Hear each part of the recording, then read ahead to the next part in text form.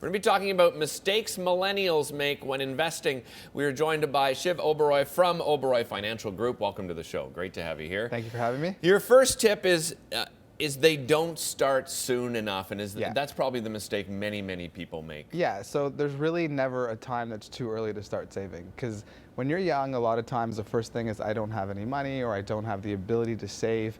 Well, you know what? A little bit of savings, whether it's like a $25 a week saving, $50 a month, however you want to structure it, it's really good, and the benefits in the long term are great because the effect of compound interest can have a huge impact.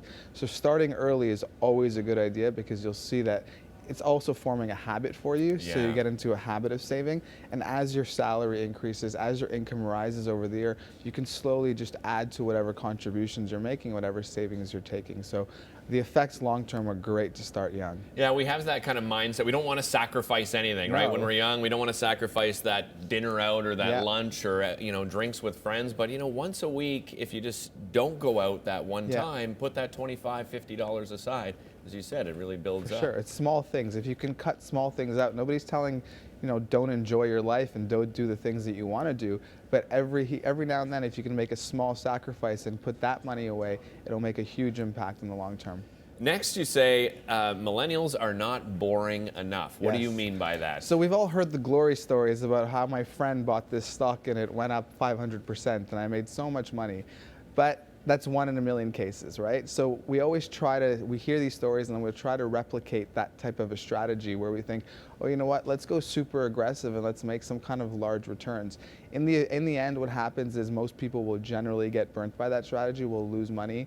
And then in hindsight, they look at it and they're like, oh, I just lost money at a young age. And it creates this aura against investing, and they have this phobia that they develop from investing. So usually, there's an old saying that's saying, keep it stupid, keep it simple, stupid. Yeah. It's very, very obvious in this case. You should do that. You should really keep it simple. Choose things that are long term, that will have a good return over the next 10, 20, 30 years. Have a vision that's a lot longer than just a short term return, and then you'll see the results on the long term again. Well, those high risks, it's like 1 in 10. Or probably even, the odds are probably even worse than that. So you're really taking a gamble on yourself. And as your investment portfolio will grow, then you can start to allow yourself a smaller allocation towards those more aggressive investments. But when you're just starting out, you don't want to have 100% of your money going to something super high risk, because then you can see a lot of devastating returns, and a lot of the impact would be detrimental to your portfolio. You also say a lot of young investors get spooked. In what way? So this goes exactly with the comment I just made about trying to be overly aggressive. A lot of times you go overly aggressive, you'll lose your money, and then you develop this phobia and you get scared of investing in the markets.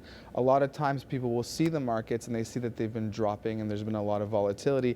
2016 is a great example. This year's been extremely volatile in the markets. So people tend to get scared by that. And when you keep your vision very short term and very narrow sighted, you'll tend to get spooked by these ups and downs, these swings in the market. But if you're able to kind of say, you know what, my vision is for the next 10, 20, or 30 years, surely you're going to make money, your investments will grow.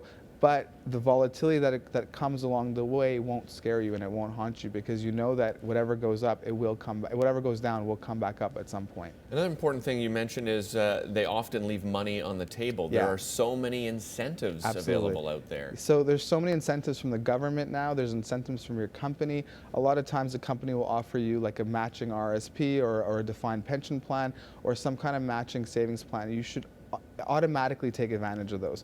On the government side, you have plans like TFSAs where you can accumulate your wealth and never pay any taxes on that.